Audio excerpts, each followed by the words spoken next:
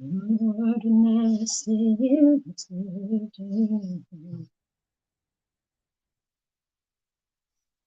All right, good evening, everyone. Good evening, this Thursday evening. All right, so one of my friends said that I am a night crawler, that I like to crawl at night. But is it like I really like to crawl at night? I mean, am I one of those that likes to come online only at night? But that's not true. Guys, is that true? It's not true now. I only come in here because it's most convenient to come in here at this time. So it's either an afternoon thing or it has to be after 8:30. And that's because 8:30 is the time that the kids go to bed. All right. So when the kids come back from school, it's like, okay, we shut down on everything work and then we focus on family. All right. So we focus on family. And then when we are done with the children, homework done, dinner done, everything done, and then we can now come back and do a bit of a chit chat. All right. My name is Veriba Chima. I am the founder of the Parenting Through Mentorship Academy and PTM Resources. If you are with me, you can see me, you can hear me, okay, and you would like to have a little chit chat, just get into the comment section and let me know who you are and where you are joining me from. If you're catching the replay of the session, do also let me know that you are catching the replay of this session. So yesterday I was live, yeah. Yesterday I was live and I started talking about some of the conversations that I have with parents around the financial abundance mentality.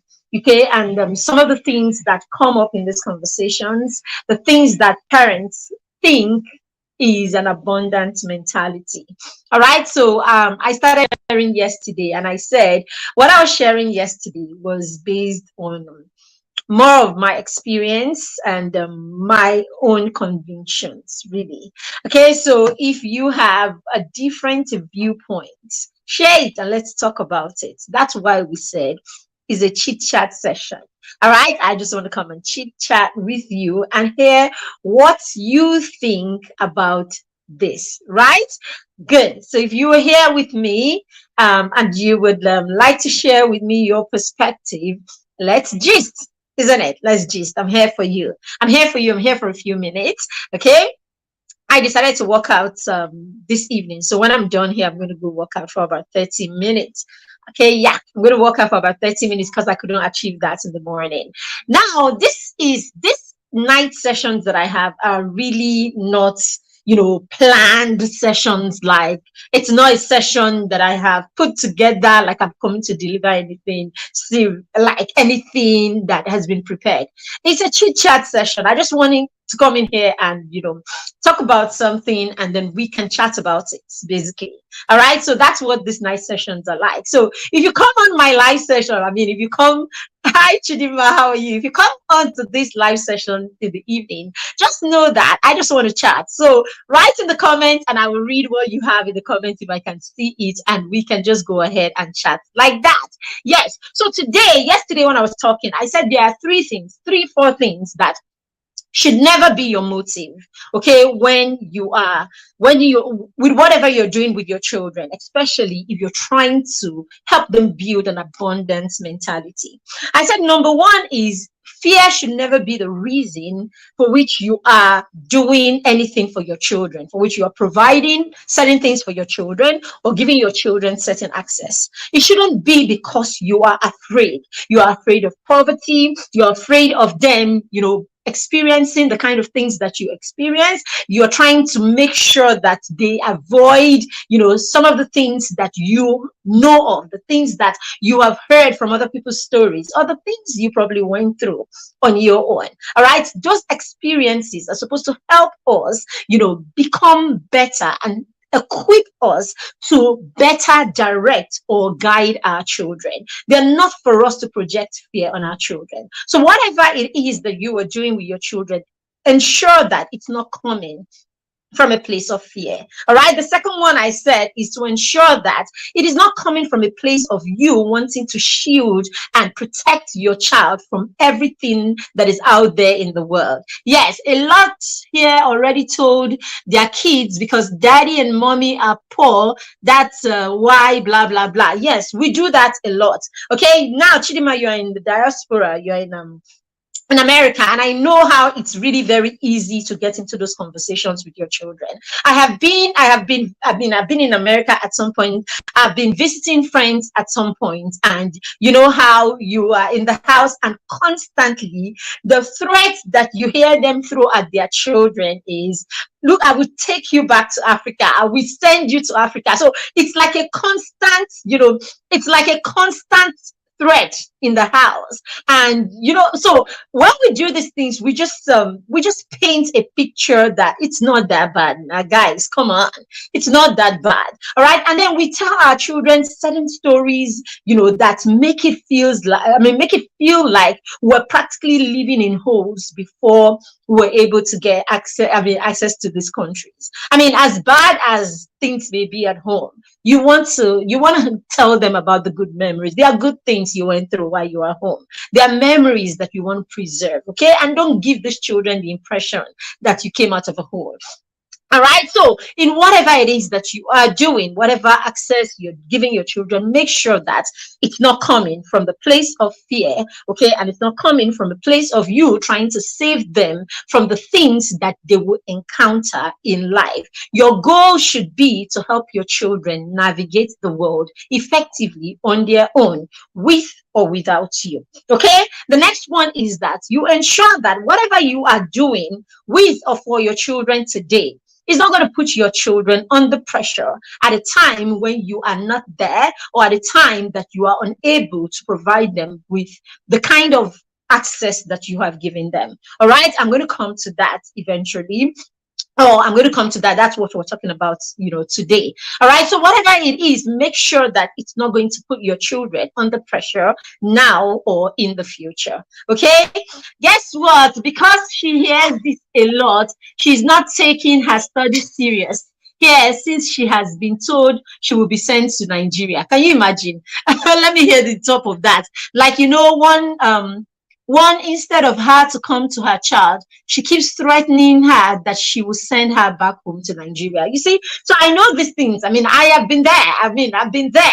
I was in that family, with the family for a bit, and every time it kept on coming on at every point. At some point, I'm like, guys, calm down now. Calm down. In fact, the child had to ask me one day, and Mary Beth, do you have ice cream in Nigeria? I'm like, no, we don't. We don't. I'm using it. There are pens in my room. All right. I'm like, no, we don't. We've never seen ice cream. Could you show me ice cream? Like, can you just take me to where I can see ice cream? What's that?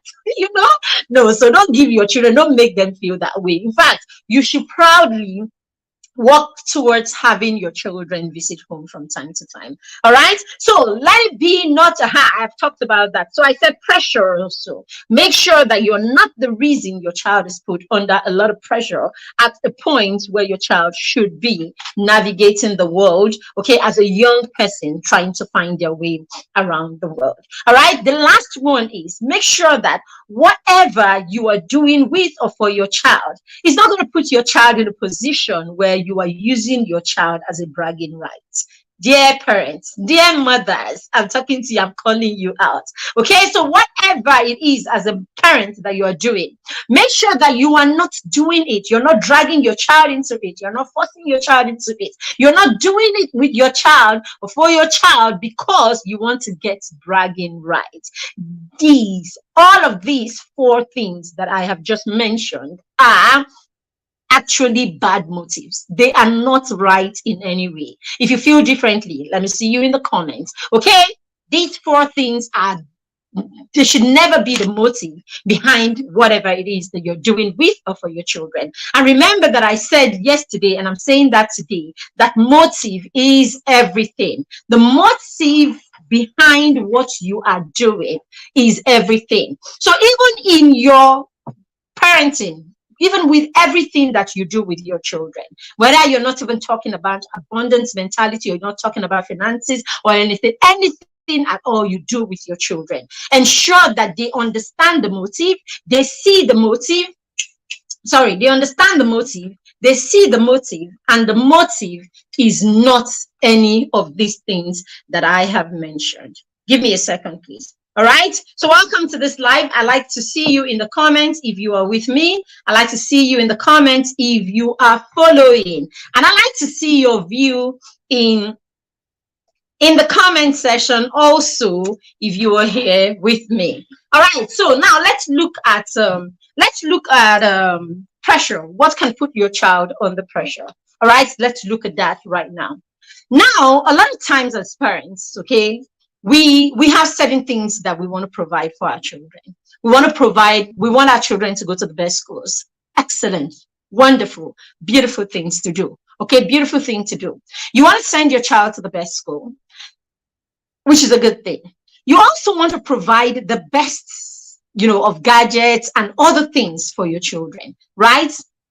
Now we get to the point where we begin to provide them with the things that they need and the things that, they don't really need, their wants. I like the way Dr. Adeshina said it in one of our parents' conversations at the PTM, okay, after the conference. He said that a time will come in our lives as parents that we have to pick doing the right thing as opposed to doing just what is good.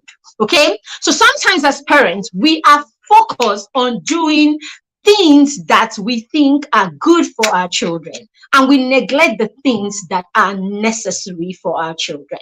So we want to be in their right books. We want them to love us more, quote and unquote, we think. We want them, as I was saying yesterday, we want them not to be embarrassed amongst their friends. We want them not to have a complex. And so we come up with this, I have to do it. I have to give it to him. I have to make sure they have it because all of their friends have it. So what you're doing is you are allowing yourself be under pressure, okay? And you are allowing your child, okay, put himself under undue pressure because you want them to be in competition or you want them to be with like other people.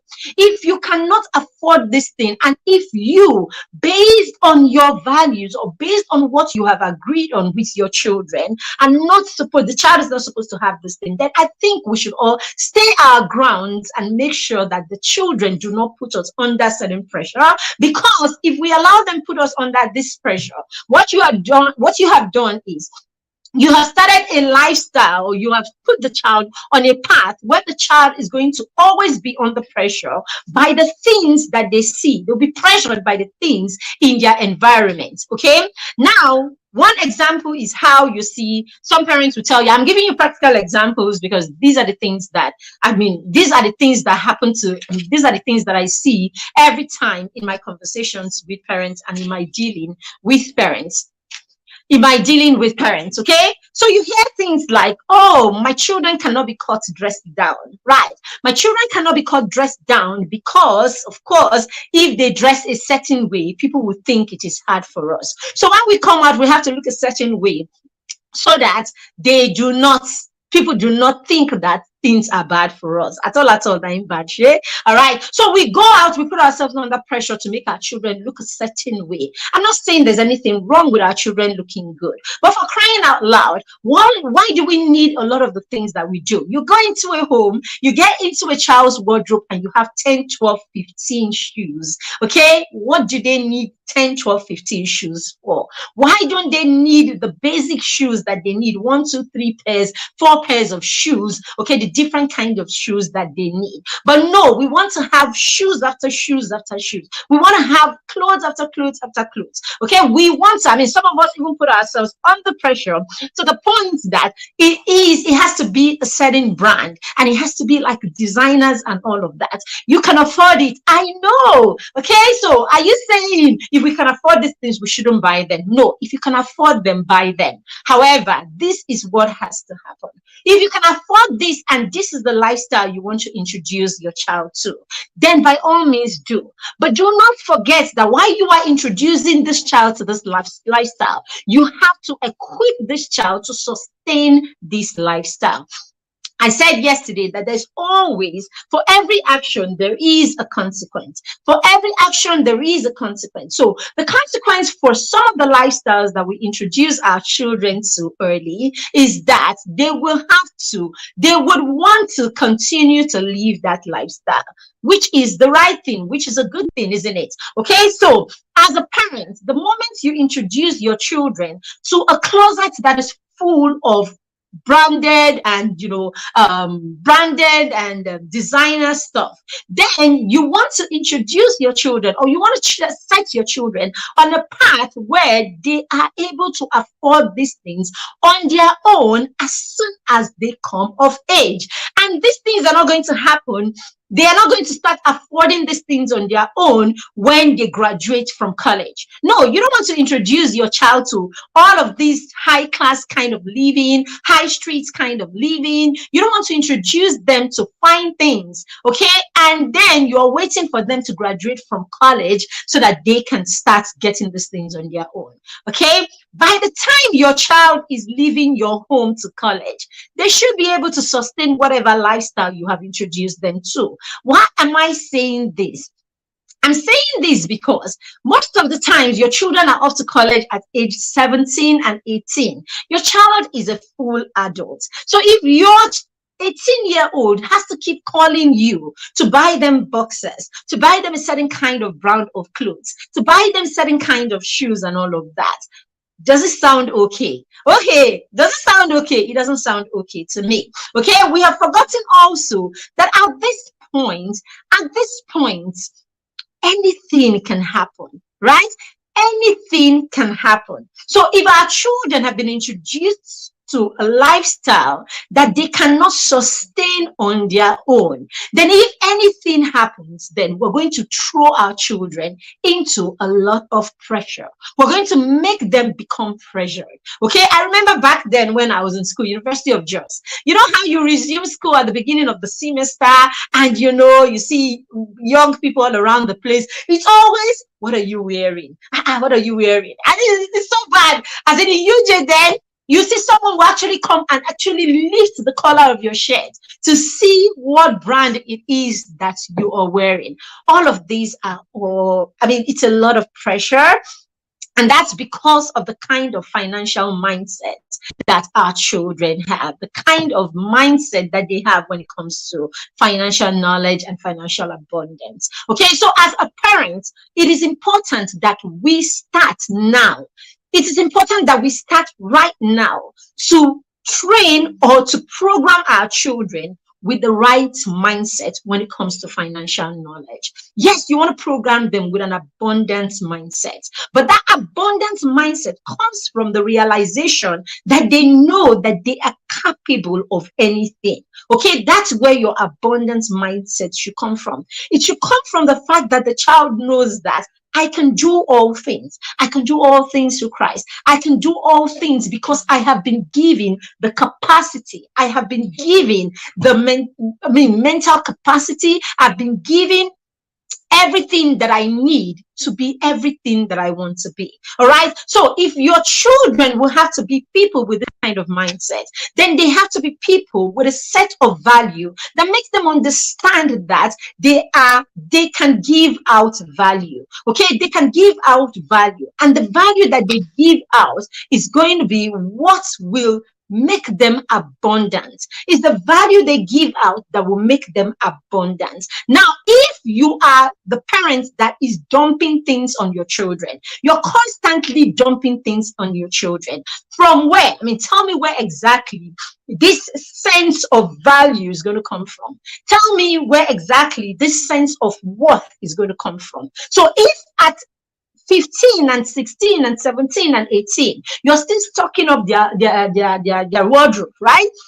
You're still stocking up their wardrobe. It's still about what you think that they should wear. It's still about you giving and giving and giving and giving. What happens to this child ordinarily is that the child begins to build the child begins to build a mentality, okay, around taking from you and not doing for themselves. Okay, the child just wants to take. Okay, entitlement sets in. So what are we saying? We're saying if you're going to give your child a particular kind of lifestyle, then prepare your child from the word go to be able to sustain that lifestyle, isn't it? So if you are the parent that is very you have a lot of wealth, right, to throw around, then your child should be introduced to the things that will equip him to be able to make, manage, and multiply money to create the kind of wealth that will sustain the life that you have introduced that child to.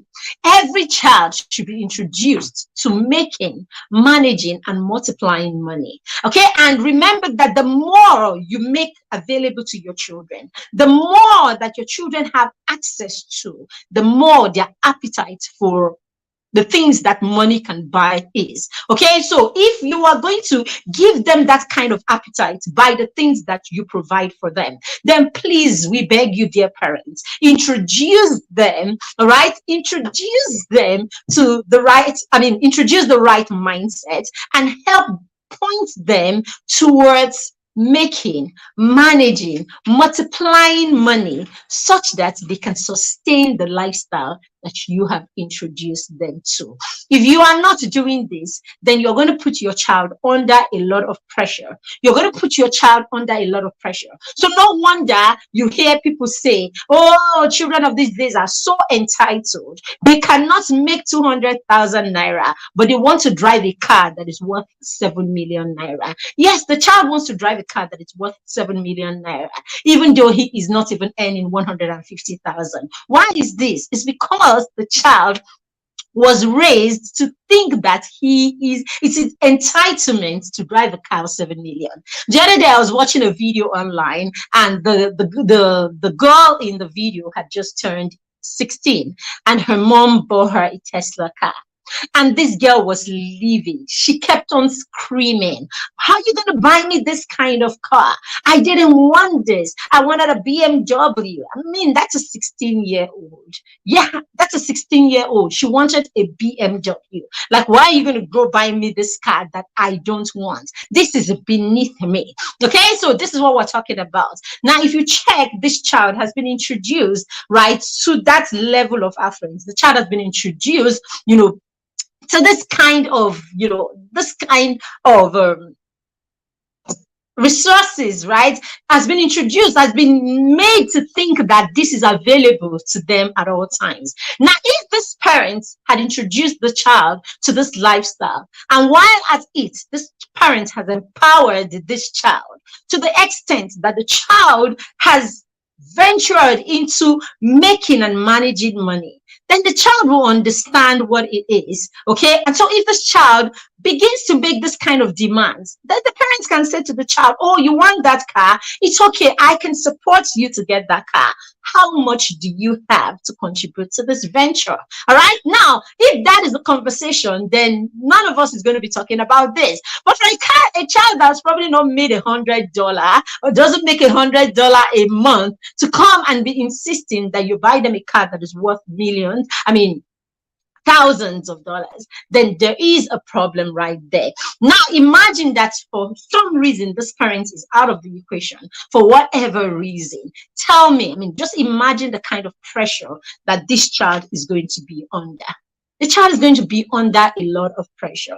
Okay, so that's why you see young people who lie about, they lie about what they possess, they lie about a lot of things because they have to keep up the front, right? Because they have to, they have to make everybody think and believe that, this is who they are. Because for some reason, they've been introduced to a certain lifestyle, and when things are not the way they've been used to, they result to lying, they result to stealing, they result to all kinds of means just because they need to sustain, okay, or they need to keep up with appearances. So as I said, let's not be the reason why our children are under pressure because of the lifestyle that we introduced them to, because our motives were not right, or our motives were born from a place of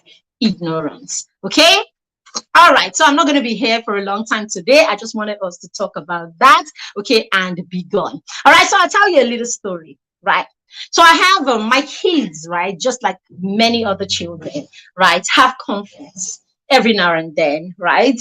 Oh, I want this. He won't allow me have this. She won't allow me have that. Okay, and then there are times that, okay, there are certain things I've said, oh, don't do. And one of them is doing it, especially when it's the younger one that is doing it. My oldest comes to me and says, oh, mommy, I did this. So usually what I will ask him is, why are you telling me this? Because I'm big on motives, right? So we're done with, we're done with, we're done with financial abundance mentality, and how if your motive is not right, it can make a mess of your child, rather than give the child what it is you think you're giving them by providing them with certain financial abundance. All right, so financial abundance is a mentality. It is not it's not the material things that you give your child. I want to let me repeat that. Financial abundance is a mentality. Wealth creation begins from the mind. Okay, it is not in the material things that you dump on your child. So you do not teach your child financial abundance by dumping things on them. That's not how you teach them abundance. So every time you say to yourself, oh, I want to give them everything that they didn't give me, oh, so that they will not have the scarcity mentality. Oh, you're doing well, but you're approaching it from the wrong viewpoint. Okay, if you're going to approach the scarcity mentality, I mean, if you're going to replace scarcity mentality with abundance mentality, or if you want to introduce abundance to your children so that scarcity is not a thing, then it's a mindset. It begins with the mindset. It begins with, how you make them think about wealth, how you make them see wealth, and how you are able to lead them to see themselves as creator of wealth.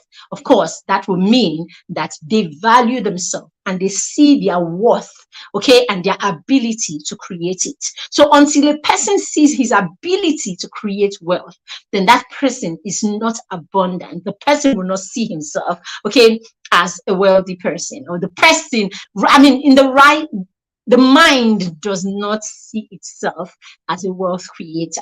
Okay, so that's why a lot of times, because we want to just dump material things on people, that's why our society is the way it is. Okay, material things are dumped, and you're supposed to feel wealthy because of the material things that you have, or the material things that is around you. So that's why you see people are constantly trying to keep having those material things. So if it means corruption, if it means defrauding other people, if it means doing rituals, I mean, all you need is for someone to say to you, this is how you can be wealthy, and you're ready to do it because you know you can't create it. So you want to do whatever they want you to do so that you can have it.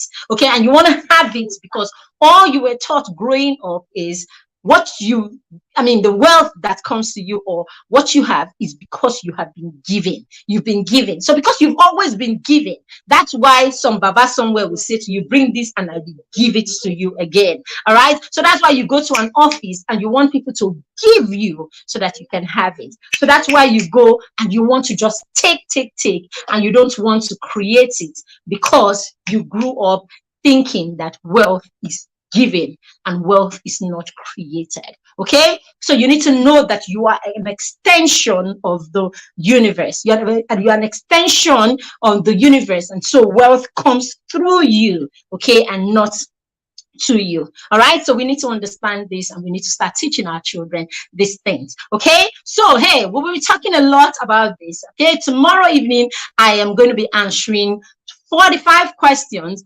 I'm going to be going through 45 questions with the parents who have downloaded. Sorry, I'm going to come back to my story. I'm going to be going through 45 questions with the parents who have downloaded our checklists. Okay, the checklist to help you know how you are raising your child, if you're raising your child to be financially abundant. Okay, through that checklist, you will be able to tell, okay, with what I'm doing with my child, am I empowering my child to be abundant financially, especially starting from here. All right. So come with your questions, download it. That's the criteria for being in the class. Download it. Okay. When you download it, go through it yourself. Bring all your questions that have to do with the checklist, and I'll be answering them tomorrow at 7 p.m. Okay. I'll be answering them at 7 p.m. tomorrow. All right. So I can't wait for that. I mean, you should come. You shouldn't miss that. All right. So I was telling you the story about the kids. So every time the kids come, when they report each other, I'm constantly asking them, what's the motive for coming to report to me? All right. So your sister did something she's not supposed to do. Why are you reporting to me? What's the motive behind? Is it something that you cannot correct her about? Is it something that you cannot have her do differently? Is it something that you cannot help her do differently? So if it's something that you can correct her or help her do differently, then you don't need to bring it to me, because you can help her. So that way, your motive is to help her do the right thing, not to get her into trouble. Your motive is to help her do the right thing, not to shame her before people. Your motive is to help her do the right thing, not to get her to look ugly or get her to look like she's incompetent before people. All right. So that's it. All right. So that's it. That's motive. So motive is a big deal in everything that we do. All right. Motive is everything. Sometimes we see people get into trouble. Okay. There are people who have lost their lives, people who have lost their lives, people who have gotten into the wrong circle and go, into trouble in the wrong, in certain circles, simply because their motive at the time, was not seen as good, okay, or they were just ignorant and they said certain things that they shouldn't have said because they were probably not being intelligent in that. In that space or at that time.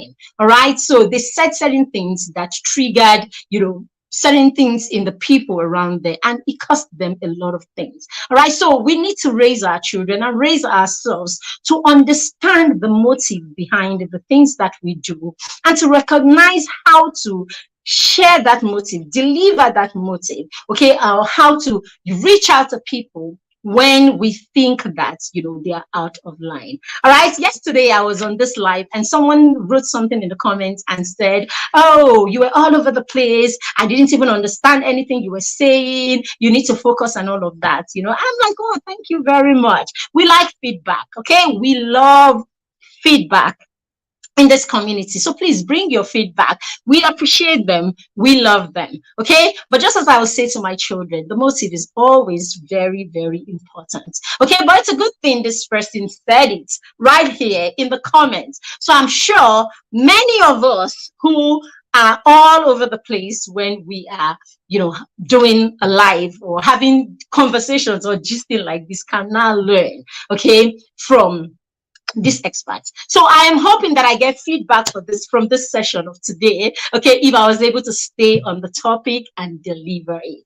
Okay, but remember, we always love feedbacks. So thank you very much. If you are here today, thank you for being a part of this session. Let me know if you got value from this session.